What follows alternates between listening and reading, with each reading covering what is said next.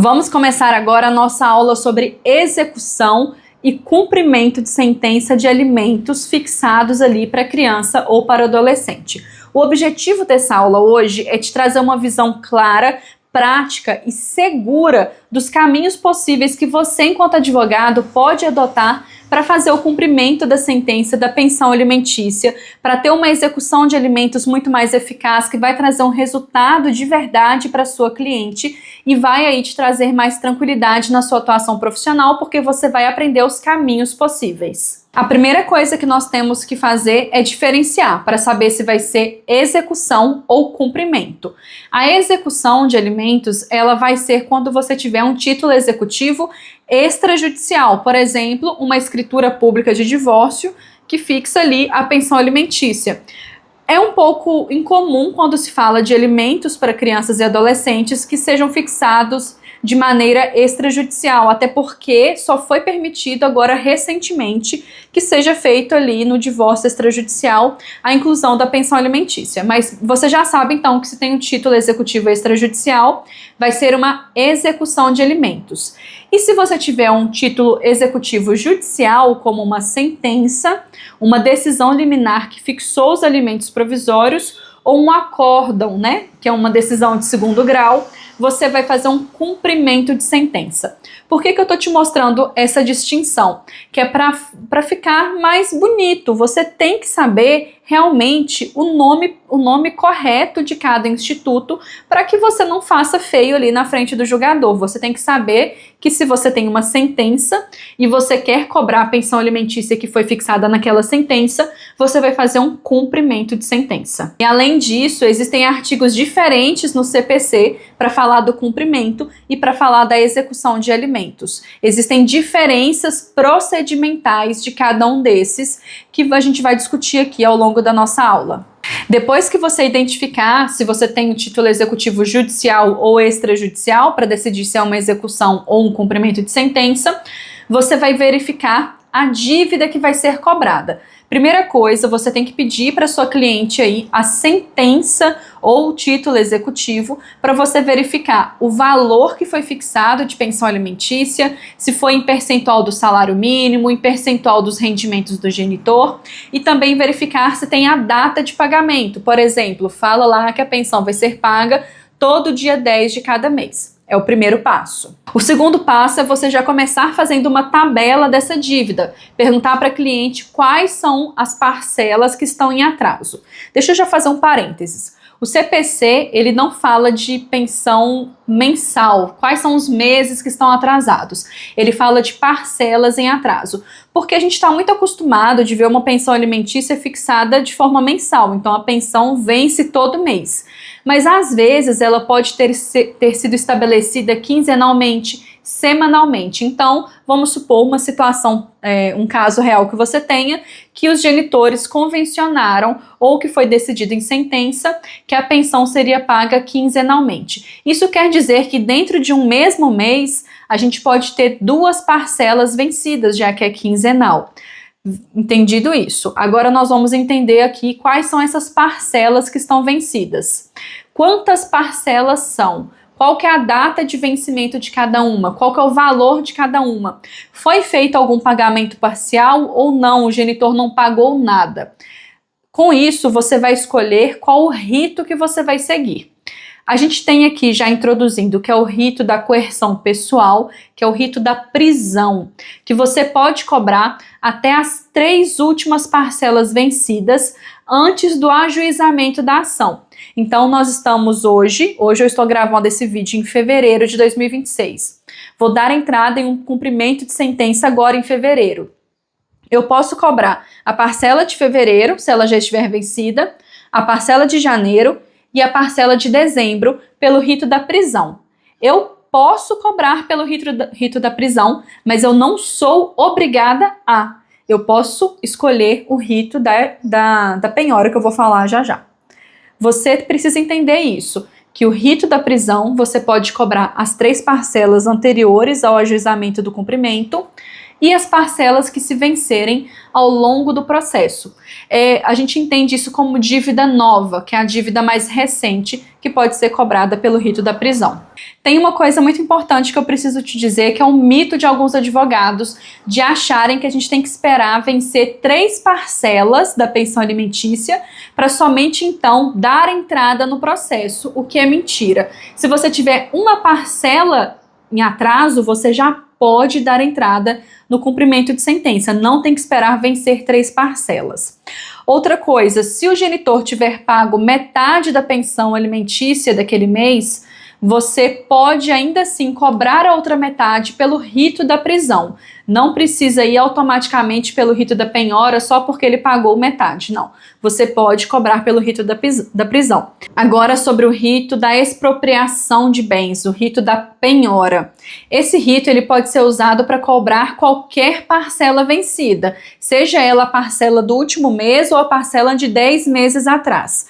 Você vai pedir aí o cumprimento de sentença pelo rito da penhora. Você vai ter que escolher, traçar a sua estratégia enquanto advogada para decidir se vale a pena usar o rito da prisão e o rito da penhora, ou se você cobra todas as parcelas pelo rito da penhora.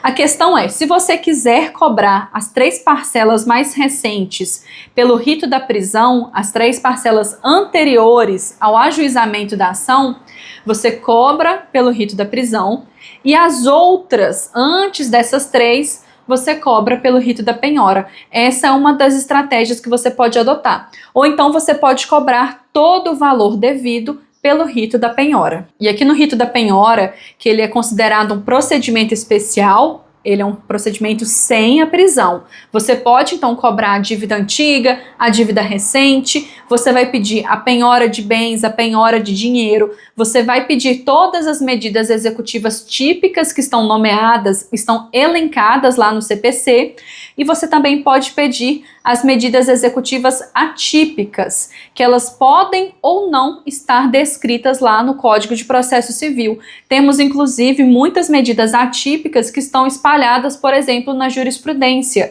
que mesmo não estando escritas de forma expressa lá no Código, existe jurisprudência já até do próprio STJ, por exemplo, autorizando aquela medida atípica, e eu vou te explicar sobre isso já já. Vou te explicar um pouco de como que funciona o cumprimento de sentença ou a execução de alimentos pelo rito da prisão. Você vai fazer a sua petição inicial, o seu pedido de cumprimento de sentença, colocando todos os dados do credor, do devedor, indique ali o endereço do devedor e também telefone e WhatsApp, apesar de que, como a citação tem que ser pessoal, o STJ não tem aceitado a citação por WhatsApp de forma eletrônica quando temos o pedido de prisão, mas você vai deixar ali no processo para caso seja necessário. Você vai colocar a tabela com a dívida, com o valor, correção monetária, juros aplicado. Você pode usar, tem site da Defensoria Pública de vários estados que você consegue fazer o cálculo da pensão alimentícia em atraso e já colocar a correção monetária, juros e tudo mais. Você faz a sua tabela então colocando isso, faz o pedido da prisão do genitor. O juiz vai receber a sua petição inicial, vai ver se está tudo certo ali, vai dar o despacho inicial, dando início ao cumprimento de sentença, vai determinar a citação pessoal do devedor para que ele pague a pensão alimentícia em 3 dias ou apresente justificativa, e se não pagar, que ele vai ser preso, sob pena de ser preso de 1 a 3 meses, ficar preso por 1 a 3 meses. Vai ser então citado esse devedor para pagar, ele não pagando, não apresentando justificativa, uma justificativa que for aceita pelo juízo, vai ser expedido o mandado de prisão dele. Expedido o mandado de prisão, ele vai ser preso, vai ficar preso, e quando ele for solto, a dívida dele não vai deixar de existir. A dívida dele vai continuar, inclusive aquela dívida inicial dos 3 meses, e todas as outras parcelas que se venceram ao longo do processo vão continuar existindo. E o devedor ele vai ter que pagar, porque a prisão ela não extingue a dívida, ela é uma forma de coerção pessoal, é uma forma de tentar obrigar o devedor a fazer o pagamento da pensão alimentícia. Então, tá bom, ele não pagou, ele foi preso, saiu, não pagou. O que acontece agora? Agora o juiz vai ter que determinar a penhora de bens para ver se consegue fazer a satisfação daquele crédito, se consegue localizar dinheiro, imóvel, veículo, para poder quitar a dívida daquele genitor. E aí, o que eu te aconselho, tanto num processo pelo rito da prisão, quanto da penhora? Sempre manter o processo atualizado, com a planilha atualizada da dívida, sempre acrescentando ao longo do processo as parcelas que forem se vencendo enquanto o processo está em andamento. Você não espere o juiz te intimar para você apresentar a sua planilha atualizada da dívida, já vai apresentando ao longo do processo. E também sempre indique os bens que podem ser penhorados. Faça uma pequena pesquisa patrimonial. Tem um site que eu costumo usar, que eu já indiquei para vocês, que é o Cred Localiza. Você paga uma taxa e consegue verificar se o genitor tem veículos, por exemplo. Você pode fazer uma pesquisa no RI Digital, que é o Registro de Imóveis Digital, que alcança vários cartórios de imóveis do Brasil. Você consegue verificar se tem algum imóvel matriculado, registrado no nome daquele genitor, e você vai apresentar esses dados dentro do processo. Se ele tiver uma empresa, você vai apresentar isso dentro do processo também. Então, só para reforçar, se o genitor for preso e não pagar, isso não vai fazer o processo ser extinto, isso não vai extinguir a dívida, o processo vai continuar para tentarmos ali alcançar algum bem, algum patrimônio daquele devedor, exatamente para termos a satisfação, a quitação daquele valor. E como que funciona o rito da expropriação dos bens, o rito da penhora? O início vai ser o mesmo, você vai fazer a petição inicial, deixando claro que você quer que o processo siga o rito da penhora, você vai colocar ali a dívida que vai ser cobrada, corrigida e atualizada, com juros, você vai fazer a sua tabela, vai colocar no processo, você pode usar o site de uma defensoria pública, tem outro site que eu acho que é Jusfy, ele também tem a ferramenta para cálculo da pensão alimentícia em atraso, você vai fazer isso, e já vai indicar os bens, a penhora, se você souber de veículo, de imóvel, vai colocar informações de empresa, mas você vai pedir primeiro que seja feita a penhora via Sisbajude, via sistema conveniado da justiça, a penhora para poder tentar alcançar algum dinheiro daquele genitor. O genitor, então, vai ser intimado na pessoa do advogado dele, em regra, vai ser na pessoa do advogado dele, para que ele faça o pagamento do valor em 15 dias ou apresente resposta, sob pena de penhora.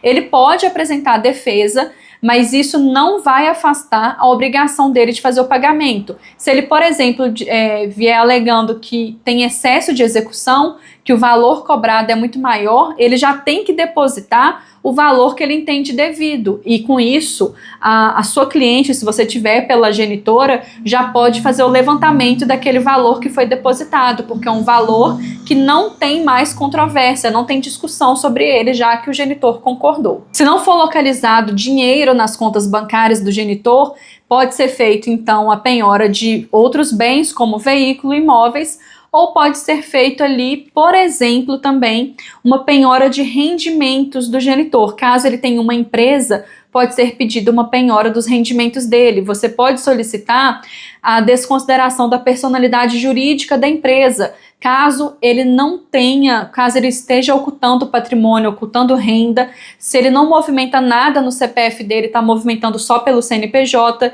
se está tendo essa confusão patrimonial, pode ser requerida a desconsideração da personalidade jurídica exatamente para atingir a empresa e fazer com que ela pague a dívida daquele genitor. Dentro do processo pelo rito da penhora, você pode solicitar aí medidas atípicas, caso não encontre valores em conta do devedor, caso não localize imóveis, veículos, nada mais que possa ser penhorado, a gente pode usar a estratégia das medidas atípicas exatamente para tentar obrigar esse genitor a pagar a pensão alimentícia. Por exemplo, a suspensão da CNH, a apreensão de passaporte, restrição ao uso de cartões de crédito e outras medidas que possam evitar ali que ele leve a vida normalmente enquanto está devendo a pensão alimentícia. Vai ser feito o protesto da dívida também. Pode ser incluído o nome dele no SPC Serasa, tudo para tentar obrigar ele a pagar a pensão alimentícia. Essa foi só a visão geral sobre a execução de alimentos, é só a nossa primeira aula. teremos mais aulas tratando de cada um dos pontos importantes para você entender a fundo a execução e o cumprimento de sentença de alimentos, para que você consiga aí maior efetividade na sua atuação jurídica.